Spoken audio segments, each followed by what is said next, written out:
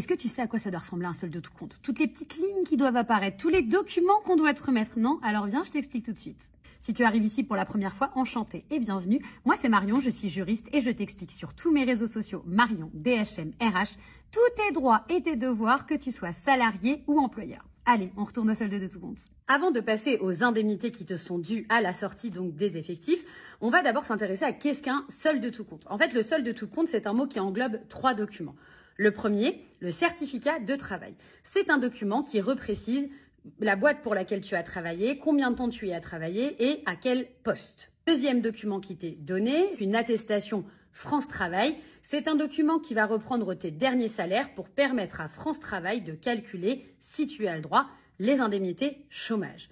Et enfin, un troisième document, un reçu pour solde de tout compte, qui est un document par lequel l'employeur précise les montants qui t'ont été donnés à l'occasion de la fin du contrat de travail. Pour le comprendre, il faut comprendre les indemnités auxquelles tu as le droit. On regarde tout de suite ensemble qu'est-ce que tu dois voir sur ta dernière fiche de paye lorsque tu sors des effectifs d'une boîte. Si tu es licencié, hors faute grave ou faute lourde, donc par exemple licenciement économique, licenciement pour inaptitude, alors dans ces cas-là, tu as le droit à une indemnité de licenciement, tu auras le droit aussi à une indemnité de préavis si tu ne le réalises pas, et enfin une indemnité de congé payé.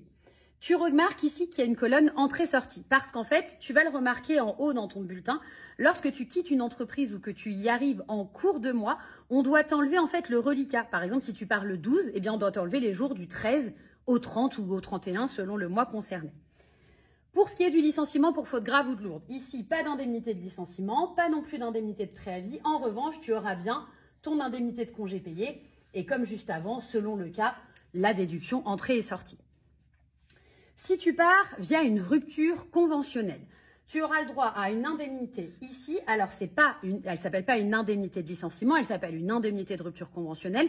Mais en fait, le montant est égal à l'indemnité de licenciement. Et tu récupéreras aussi ton indemnité pour les congés et la déduction selon le cas. Si jamais tu es sur une fin de CDD, dans ces cas-là, tu vas percevoir ce qu'on appelle une indemnité de précarité qui est égale à 10% des salaires que tu as perçus pendant ton CDD.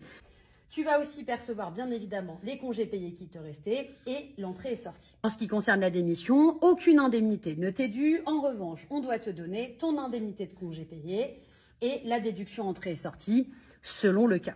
Et enfin, si tu es sur une fin d'alternance, je parle fin classique, pas de faute grave, rien du tout, la date de fin du contrat prévu. C'est comme une démission, pas d'indemnité, mais juste tes congés payés. Et la déduction, entrée et sortie, en cours de mois.